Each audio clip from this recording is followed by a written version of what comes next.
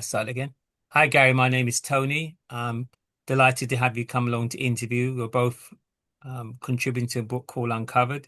It's part of a series of interviews with authors, and I've contributed a book that shows if the dream is big enough, you can overcome any challenge.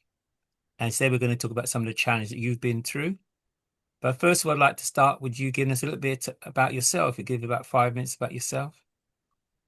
Yeah, sure. Thanks for inviting us, Tony. So, my name's Gary. I live in London, but I was originally born in the Isle of Wight. I've had a sort of an 8-year career in IT, recently in my project management. But I've also always had a side business, as it were, being a sidepreneur. So very much been in the entrepreneurial world, learning about business, sales, marketing, all that sort of thing for the last, let's say, 5 years. I started out my first business venture was trying to start a web design company in Romania. That didn't go too well. I then had a property business as a property sourcer, working with investors, high net worth individuals to find them properties. I'll just change my name. I'm sorry. Yeah, to find them properties. So basically acting like an estate agent, but for investors, which got me into get networking and get into those circles. Then I had a short stint as a high performance coach, teach people how to basically get the most out of their minds and to achieve more in less time and less effort. That kind of became more generalized, I would say, into just mindset coaching, which is what I do now. And I also teach systems and processes to help streamline business operations, again, using my project background. So, fairly average chap. I like to read a lot. I like to go to the gym. I like to go out, enjoy good food in London, and love to meet new people, which is obviously what it is there. Excellent. Thank you for that.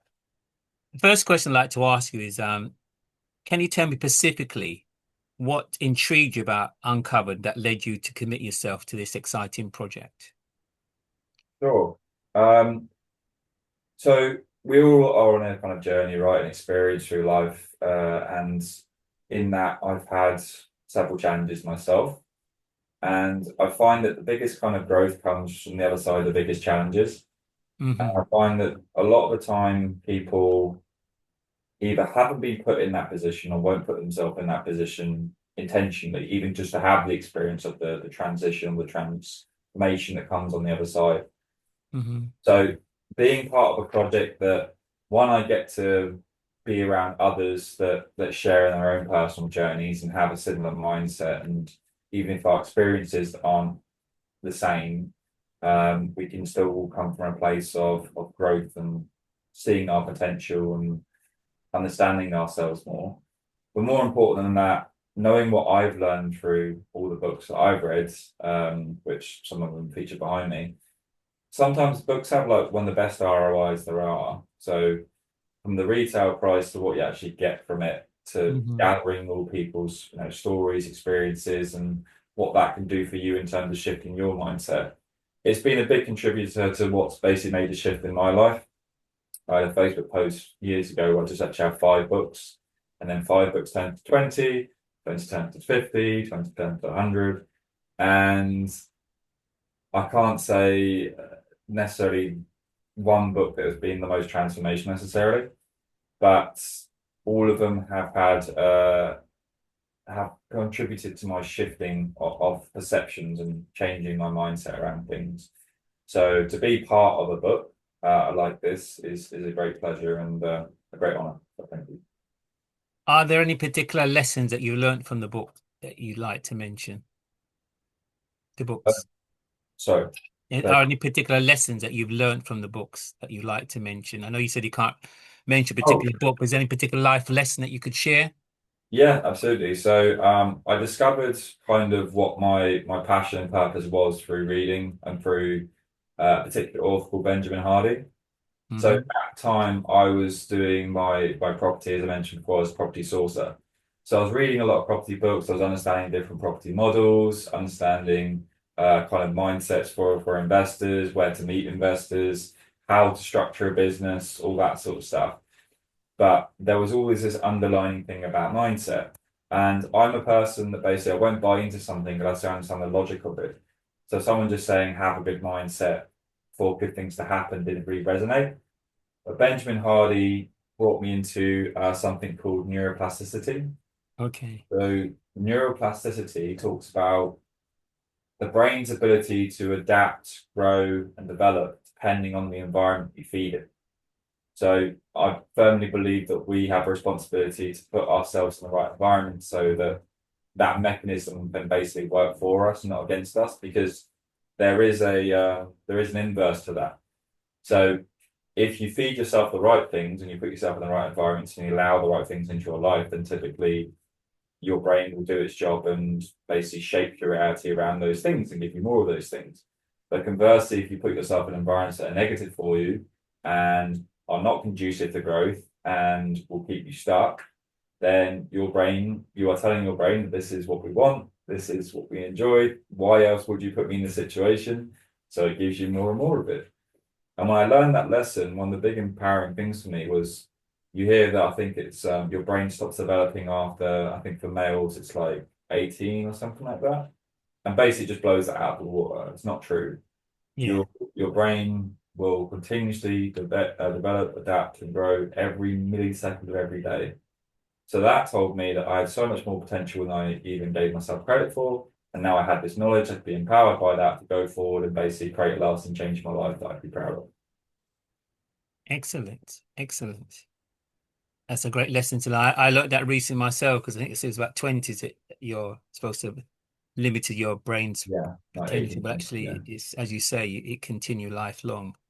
And you say you're a lifelong learner, which I fully support that. Life is changed. I think my son once told me that if you do a 4-year degree, by the time you finish your second year, whatever you learn in that year is already out of date. Yeah. So especially with AI now as well. I think even more so. Okay.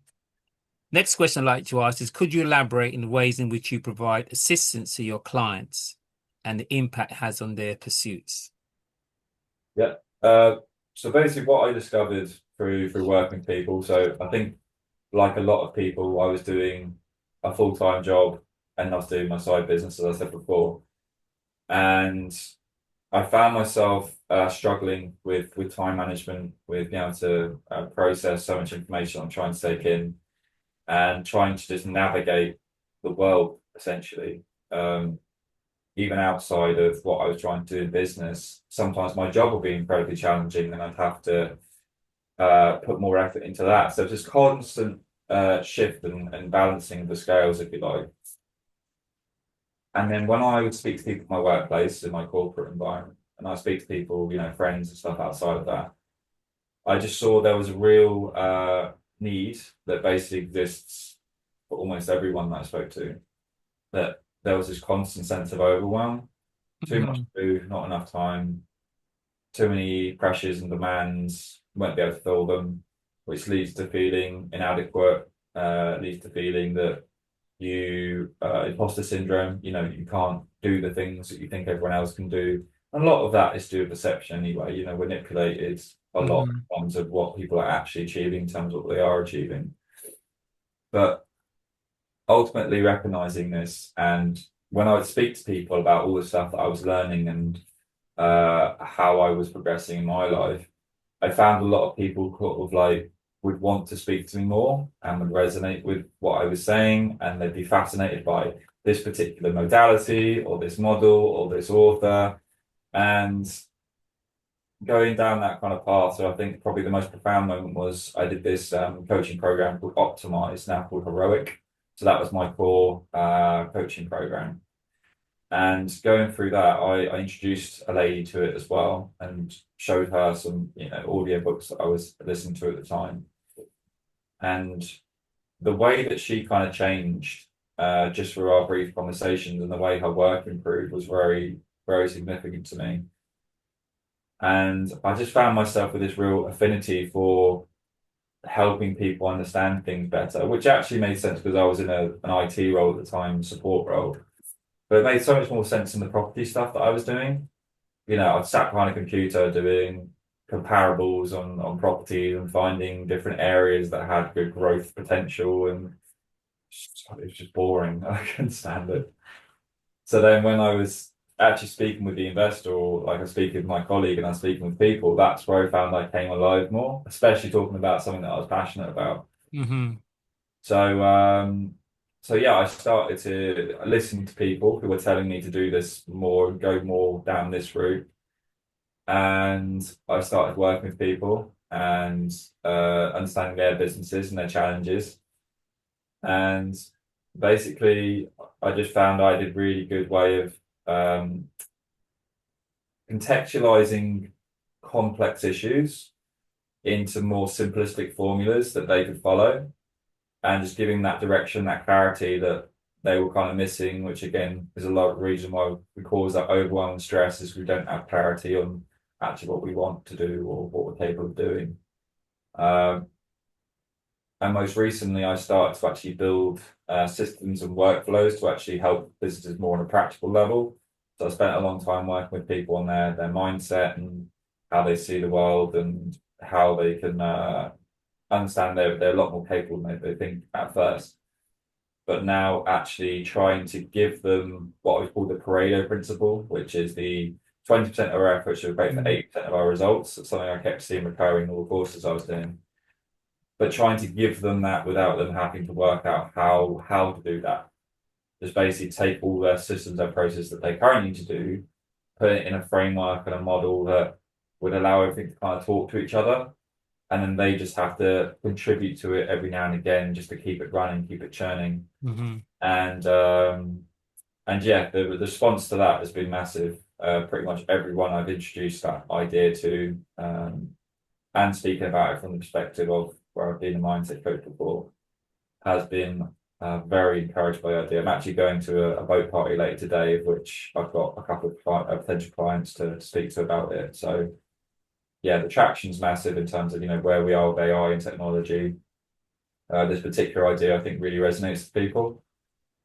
But it all comes back to that same principle. I've always just want to save people time so they can enjoy their lives. That's it. Excellent. You talked about the importance of mindset, which I 100% agree. Could you give an example of where you helped someone with their mindset challenges so they could go in the right path? Yeah. I had a guy reach out to me off the back of a video that I did, and he essentially said to me, "Oh, can we have a chat? Because I see you're a life coach." And I don't know why, but I still have quite a negative connotation to life coaching. I think it's called too generic. So I basically said to him, "No, I'm not a life coach. I'm actually a productivity coach." And he said, "Okay, well, what's that?" So we had a brief chat, and he said, "Oh, well, I could definitely use that as well." So this guy worked in media for 15 years. He's completely burnt out. He'd been quite mistreated. He'd been bullied at work. He'd been told he couldn't go on lunch break. Just worked straight through, would work from home. And he was basically just getting in, work, work, work, and then would drink to fall asleep, and was just in a really bad state. So first thing I wanted to do is just speak to him person to person, because when we speak on the phone, he would just ramble and ramble and ramble. I'm not saying that in a negative way, it's just the way he's wired. He would just output completely, which is fine. Obviously, I want to listen to him, uh, get this out, but I want to be with him in an environment where that could be more controlled, and so he wasn't just able to talk so negatively about himself, and actually give him something to appreciate. So I took him quite local to where I am. So I walked around Canary Wharf. And the thing I've always loved about Canary Wharf and certain talks in London is it inspires growth, it inspires wealth, it inspires confidence and potential. And you just walk around the city and it just makes you feel it just things are possible, if you like. Coming from the Isle of Wight, I really struggled with that. It's something you've got Mhm. to try to see in your head rather than you can't see it with your Yeah. eyes necessarily.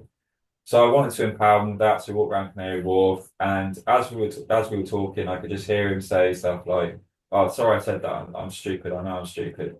Or, yeah, that happened to me, but I kind of deserved it because it was my fault that I did this. And it's just one of those things where if you don't know how negative language really affects you, like it impacts you massively more than people realize. It actually affects you more than positive images. So when you see all those things of, cute puppies and cat videos Mm. and stuff makes people kind of happy. Um, if you juxtapose that by people just saying, "Oh, I'm stupid, I'm this, I'm that," you actually get more of a kind of visceral reaction from the negative language than you do with positive images. Right. It's very strange, but it's true. And yeah, so I tried to get him to speak more positively about himself. And the original intention was to sit him down. We're going to go for a productivity day, what I called the Masterpiece Day, was a program I made up, which basically allows people to, well, the tagline is achieve more in a day than you could in a week. The way we do that is we get people to understand time better and basically understand that it's time is perceived, or it can be perceived very differently depending on how you perceive it and how you experience it. So uh, that was the intention. Have this masterpiece day and get him to do all this work so you'd be empowered by what you can actually achieve. But I quickly found out that he wasn't ready for that. So we just spent a day together mapping out how we saw life, how we saw love, how we saw work. There's a framework I can't think about right now, but it's almost like it's a circle of all the things in your world of which matter the most to you. So we went through that. We created a kind of a 3-year plan of where he wanted to be ultimately in the next 3 years. Took some stuff out of his psyche about, he actually had a big, I can't say it, philanthropic side. Mm-hmm. Didn't initially realize, but he was like, if I did have money, I'd do this and I'd do this. But yeah, we worked together for 2 days, one to get his mindset straight, and then one for the actual productivity day. And I think it was so crucial because he did get the stuff he wanted to get done that day. He had a really good time with it. And the way I've set it up is you have like a card that basically gives you your framework for that day. So we had something that you can go back to and use. Mm-hmm. And and yeah, I got to, share all the stuff I learned about neuroscience stuff over time. And it was just a really great experience. Just to see the kind of growth that you had just over 2 days. Because that's the thing, I do truly believe that if you immerse yourself in something, like absolutely, you're how quickly you can get to a place is just a lot quicker, basically. Mm-hmm. Yeah, people like Tony Robbins are a great believer in immersion. Makes transformation much quicker and deeper, particularly if you're with like-minded people. Yeah, yeah, no, completely. Environment, as you said, is important. Excellent. Um, that was about the personal, but what and the business. And so he's now gone on to achieve higher heights through those transformation days. So he was, as I said, originally media, and Mm-hmm. I think he kind of lost his passion for it. Mm-hmm. I think the last time that I spoke to him, he was considering getting out of London. Mm-hmm. I don't know where he's in his career Mm-hmm. necessarily, but he is making some much more significant life shifts. I think after being here 15 years, I mean, I've been here 3 and I'm almost ready to leave sometimes. So, yeah, I think it might just give him a bit of a boost to want to do something different with his life. Yes, a lot of people are just going through life. Some people say they're dead and just waiting for their eyes to close and die, and other people are um, have life full of fulfillment where they're going for their dreams and their goals, even if they may have setbacks, but they're focused on their vision. I think it's a whole completely different experience, whether you're just experiencing life or whether you're actually going for it. Yeah, no, completely. The last question I have for you is for those seeking your services, where can they access information about your offerings? So I'm quite present on social media. I use LinkedIn and Facebook. I have had websites before, for my various businesses, and I've shut them down. I haven't really found for the effort you put in, the time, the consideration. I mean, I'm a bit of a perfectionist, so it is that thing of, well, I actually studied web design at university, so I could do a website very easily, but doing a website that I'm actually happy with, that's the difficulty. So I don't really do that anymore. Mhm. Yeah, I stick to the socials. I like to have conversations with people. So you can find me on Facebook, LinkedIn, I am on the other ones as well, but I don't go use them, so please don't follow me on Instagram, whatever it is. Um, and yeah, if you just drop me a message if you resonate with this, if you like the aspect of the book, just drop me a message. Happy to have a chat, talk through things. Not a consultation necessarily, because I always sort of say that I don't want to set something up that then turns into something else. I had that previously. I met this guy at an event, banker.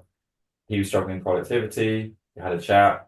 It was actually really nice because he literally wanted to pay me like there and then. Like on the call, he goes, "Oh, this has been amazing. Like, what do you want?" And I was like, "What do you mean?" And he said, "Well, you've helped me so much, and I understand this, and I'm going to do this week." And I said, "Yeah, that's all fine." I was like, "If you want to work together, let me know, but I'm not going to get you on a call to just talk to you under the pretense of selling to you. I don't like that. So it will just be a conversation. And like I said, if you want to follow up from that, we can, but that will be very structured in that way. There won't be any surprises or anything like that. So yeah, love to speak to people. I'll put the links in the description of the video when it gets published. But it's been a pleasure talking to you, Gary, and sharing your views and what you do and the impact you have on people's lives. And we'll catch up again later. Thank you very much for your time. Take care. Thanks, Tony. It's been a pleasure.